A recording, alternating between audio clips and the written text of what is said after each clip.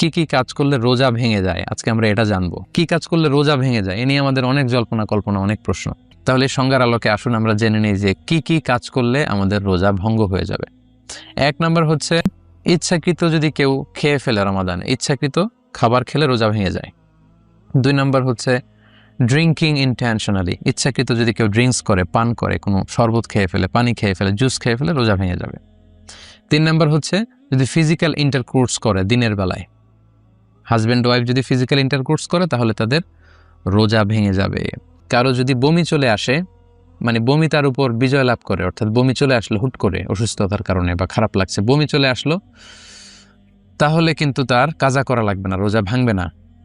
কিন্তু ওমান ইস্তাকা আমাদান, ইচ্ছা করে যদি কেউ বমি আনতে চায় এবং বমি করে ফেলে, ফালিয়াকদি, তার রোজা ভেঙে যাবে এবং সেজন্য এই রোজাটি কাজা করে। তাহলে 4 নম্বরে জানলাম ইচ্ছাকৃত বমি করলে রোজা ভেঙে যায়। 5 নম্বর হচ্ছে মাস্টারবেশন, যেটাকে আরবিতে বলে আল ইস্তিমনা, বাংলায় বলা হয় হস্তমৈথুন। এই কাজ যদি কেউ করে, অর্থাৎ ইচ্ছাকৃতভাবে যদি বীর্যপাত করে, তাহলে সে কারণে কিন্তু আপনার রোজাটি ভেঙে যাবে। 6 নম্বর হচ্ছে কেউ যদি সিগারেট খায়, স্মোকিং করে, স্মোকিং ইনভ্যালিডেটস দ্য ফাস্ট। স্মোকিং এর মাধ্যমে যে টোবাকোর যে ধোঁয়া এবং এর মধ্যে কিছু পার্টিকেল কিন্তু আপনার দেহের ভেতরে চলে যাচ্ছে, স্টোমাকে চলে যাওয়ার সমূহ সম্ভাবনা। এই জন্য স্কলাররা বলেছেন যে স্মোকিং করলে রোজা ভেঙে যায়। 7 নাম্বার হচ্ছে নাকে যদি আপনি কোনো ওষুধ দেন, let's a nose drop, it's very sensitive, nose ড্রপে কিন্তু আপনার রোজা ভেঙে যাবে। এটা ভেরি সেন্সিটিভ, সাধারণত ইউজুয়ালি ইট গোজ ইন।